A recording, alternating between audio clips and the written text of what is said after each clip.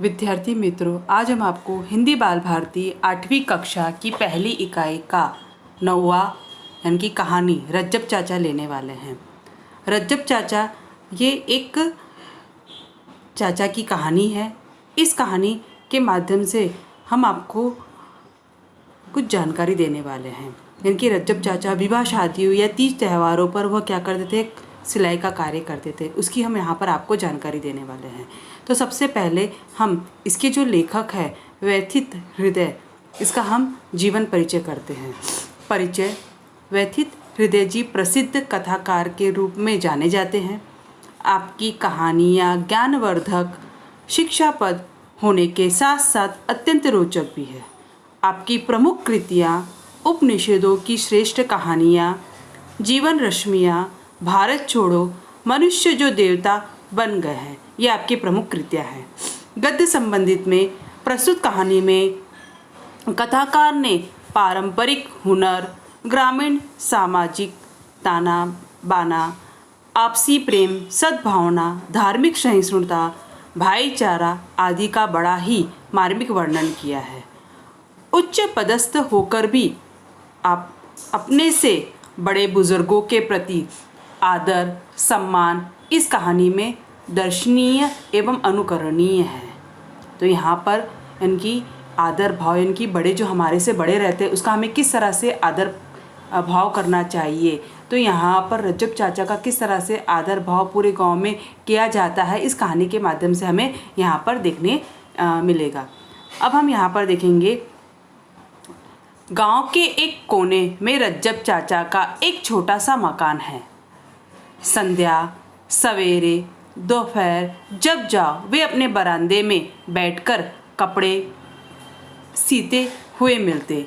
यदि कोई उनसे कहता कि रज्जब चाचा आप थोड़ी देर के लिए विश्राम क्यों नहीं कर लेते, तो वे कहते कि जिंदगी विश्राम करने के लिए नहीं, विश्राम यानी आराम करने के लिए नहीं है, काम करने के लिए मिली है।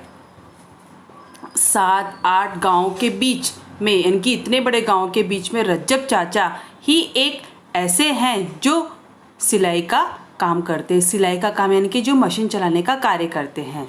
विवाह, शादियों और तीज त्योहारों पर तो उनके पास इतना काम आ जाता है कि उन्हें दम मारने की फुर्सत भी नहीं मिलती। दम यानी कि सांस लेने की उन्हें फुर्सत नहीं मिलती।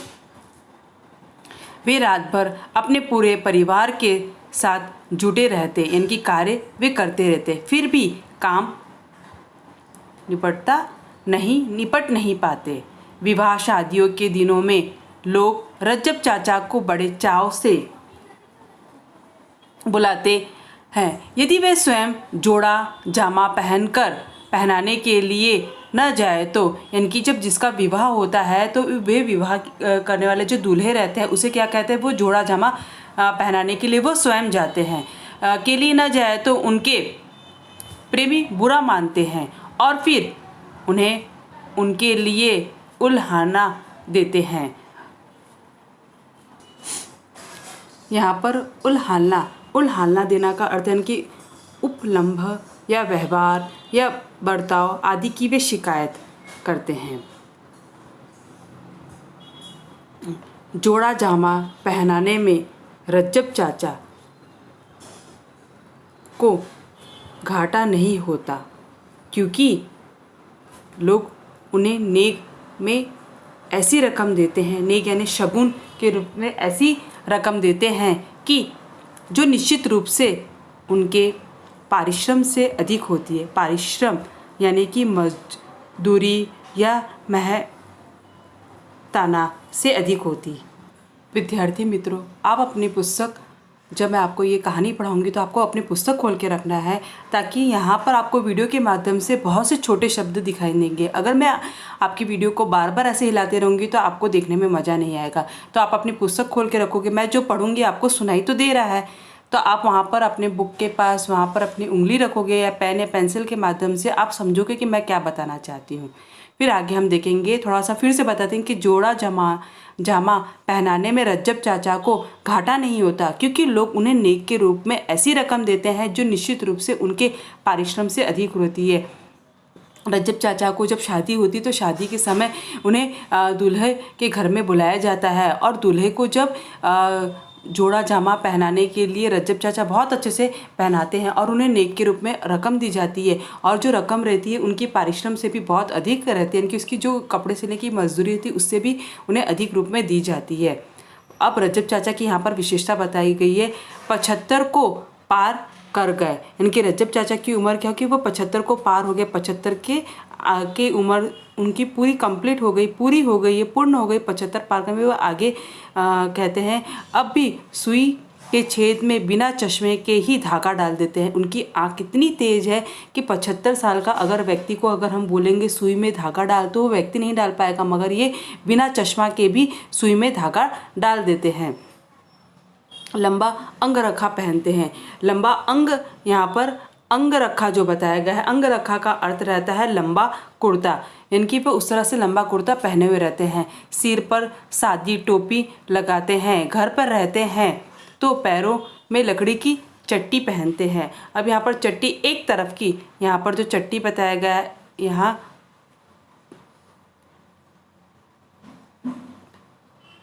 ये जो चट्टी बताया गया है, चट्टी है ये एड़ी की तरफ खुला हुआ जूता, ये चट्टी है। और कहीं जाना होता है तो पैरों में मोटे चमड़े की चप्पल डाल देते हैं। रज्जब चाचा ने जब से होश संभाला है तब से ही वे बरामदे में बैठकर कपड़े सीते चले आ रहे हैं। इनके रज्जब चाचा का नाम इतना मशहूर था, पूरे गांव वाले उनके घर जब भी शादी होती थी या कुछ भी कपड़े सिलाने रहता तो वह रज्जब चाचा को ही देते थे। उनका काम बहुत ही अच्छा था, उनके कपड़े सिलने का तरीका, उनकी सफाई बहुत ही अच्छी थी, तो पूरे गांव में रज्जब चाचा को ही पूछा जाता था। युग बदल गया, लोग धरती पर से चंद्रलोक में चले गए, पर रज्जब चाचा की मशीन में परिवर्तन नहीं हुआ। हम देखते हैं कि हर दिन नए नए परिवर्तन आता है और मशीन के इलेक्ट्रॉनिक मशीन का उपयोग किया जाता है, मगर रज्जब चाचा ने अपनी मशीन में किसी भी तरह का परिवर्तन नहीं किया। वही छोटी मशीन जो उनके बचपन में थी आज भी उनके पास है। रज्जब चाचा के सामान वह भी तेज चलती है। यदि कभी वह बिगड़ जाती तो रज्जब चाचा उसे अपने हाथों से ठीक कर लेते थे। वे कहते हैं कि इस मशीन से उन्हें बड़ा लगाव है। इनकी वो मशीन से उन्हें बहुत लगा, क्योंकि बचपन से ही वो मशीन को अपने साथ ही रखते थे और उस मशीन के माध्यम से ही वे आगे आए थे। इसके साथ रहते हुए उन्होंने अपनी ज़िंदगी के उतार चढ़ाव के बहुत से दिन देखे हैं। रज्जब चाचा का घर, अपने गांव में और अपने मज़हब का, इनके अपने धर्म का अकेला घर है। पूरा गांव हिंदुओं का है, इनके पूरा गांव हिंदुओं का, खाली रज्जब चाचा का एक ही घर वहां पर है। अपने मज़हब का अकेला घर है, पूरा गांव हिंदुओं का है। पर रज्जब चाचा कभी ऐसा अनुभव नहीं हुआ करते कि वे ही गांव में अकेले हैं। पूरे गांव को वो अपना कुनबा और पूरे गांव के धर्म को अपना मजहब मानते थे। गांव के छोटे बड़े सभी उनका बड़ा आदर करते थे। गांव में जब कभी किसी बात पर झगड़ा होता है, रज्जब चाचा पहले बुलाए जाते। रज्जब चाचा किसी भी मामले के संबंध में जो भी निर्णय कर देते, फिर किसी में साहस नहीं होता कि वह उसे बदले या न माने। अपने गांव में ही नहीं, दूर दूर के दूसरे गांव में भी रज्जब चाचा की ही बड़ी प्रतिष्ठा है। वे जहां कहीं भी पहुंच जाते, लोग बड़े प्रेम से उनका आदर सम्मान करते। होली, दिवाली और दशहरे पर दूर दूर के घरों से उनके पास पकवान पहुंचते। वे स्वयं भी ईद, बकरी आदि के अवसर पर बहुत से लोगों के पास सेवइयाँ और मिठाइयाँ भेजा करते हैं। रज्जब चाचा के जवानी के दिन थे। गांव के ठाकुर सूरजभान के लड़के का विवाह था। सूरजभान का लड़का माता प्रसाद गौरवर्ण का हंसमुख, सुशील और पढ़ा लिखा युवक था। रज्जब चाचा बड़े चाव से विवाह का जोड़ा जामा लेकर ठाकुर के आंगन में पहनाने के लिए उपस्थित हुए। रज्जब चाचा ने जब अपने हाथों से दूल्हे को जोड़ा जामा पहनाकर उसे तैयार किया तो ठाकुर की बाछे खिल गई।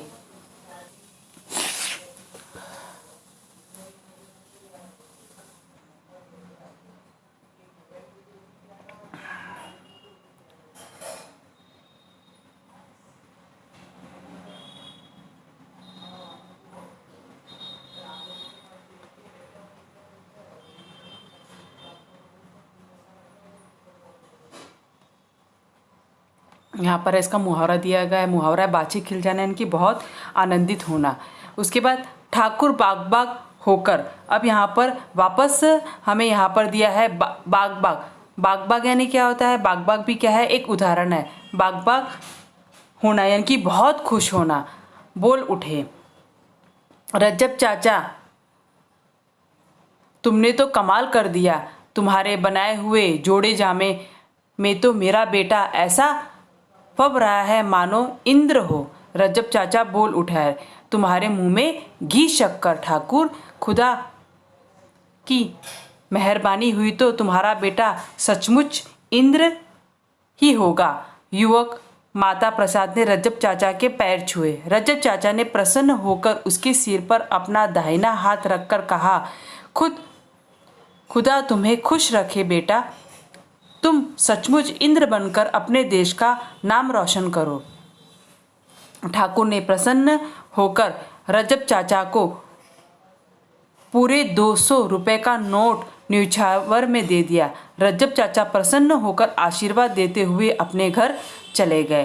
धीरे धीरे दिन बीतते गए। माता प्रसाद ने वकालत पास की। वह शहर में वकालत करने लगा। कुछ दिनों के पश्चात वह शहर में ही बस गया। ठाकुर साहब की मृत्यु हो गई।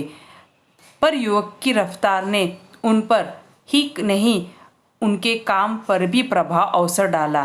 काम तो अब भी उनके पास बहुत आता, पर अब गांव में बहुत से ऐसे लोग पैदा हो गए हैं जो अब अपने कपड़े शहर में सिलवाने लगे। रज्जब चाचा बदलते हुए जमाने की निंदा तो कभी नहीं करते, पर वे जमाने के प्रभाव में आकर अपनेपन को छोड़ना भी पसंद नहीं करते। वे विभाग 1 में मैं आपको यहीं तक की समझा रही हूँ। विभाग 2 के माध्यम से आगे की जानकारी आपको मैं दूंगी। विभाग 1 में जैसे कि यहाँ पर दिया है, संभाषणी किसी वृद्ध कलाकार के सम्मानार्थक उनके जीवन में रोचक अनुभव को साक्षात्कार के रूप में प्रस्तुत करो। यहाँ पर आपको अपने विचार लिखना है। उसके बाद यह लेखनीय अपने आसपास प्रचलित किसी विशेष लोक कला की जानकारी प्राप्त करके लिखो। यानी कि अपने आसपास में जिसको किसी भी लोक कला की जानकारी है, यानी कि समझो हमारे घर के पास ही कोई ऐसा रहता है जिसको बहुत चीज़ का, जैसे कि रंगोली है, हर कोई भी कला, उसे उस कला का ज्ञान है मगर वो कला को उभर कर नहीं ला रहा है, तो उसकी कलाओं के बारे में आपको अपने विचार प्रस्तुत करना है। यहाँ तक कि आपको अच्छे से पहले कहानी को अच्छे से समझना है, आपको अच्छे से पढ़ना है। जो कठिन शब्द आपको नहीं आ रहा है वो आप मुझे जब हमारी गूगल मीट होगी तो उस समय आप हमसे पूछ सकते हो। कठिन शब्द के अर्थ है विश्राम यानी आराम, फुर्सत यानी अवकाश, चाव यानी शौक, उसके बाद ये उल्हाना यानी उपभम या बर्ताव आदि। उसके बाद है पारिश्रमिक यानी मजदूरी, चट्टी यानी एड़ी की तरफ खुला हुआ जूता, अंगरखा लंबा कुर्ता, प्रतिष्ठा यानी इज्जत, सुशील यानी कि सीधा या विनीत। उसके बाद पकवान, घी या तेल से तली हुई भोज्य वस्तुएं, जोड़ा जामा, शादी के समय दूल्हे द्वारा पहना जाने वाला वस्त्र। उसके फपना यानी जचना या सुंदर लगना। यह आपको अपनी नोटबुक में कठिन शब्द के अर्थ लिख के रखना है।